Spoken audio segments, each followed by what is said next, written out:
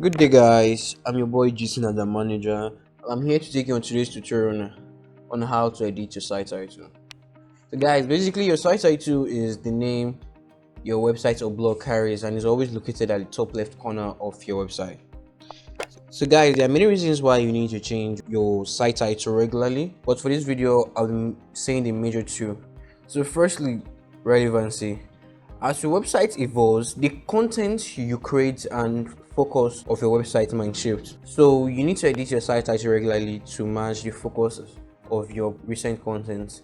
And also differentiation. Avoid or crowded spaces. A unique and distinctive site title can help your website stand out from its competition. So changing your site title regularly allows your website to be different from your competitions. So with that being said, let's go on and show you how to edit your site title. So first thing you need to do is log into your WordPress admin account.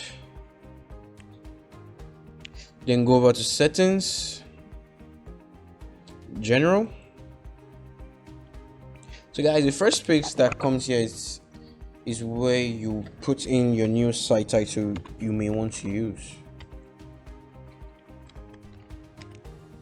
The tagline is basically a description of what your website is all about. So once you're done editing those two, scroll down to save changes, click on it.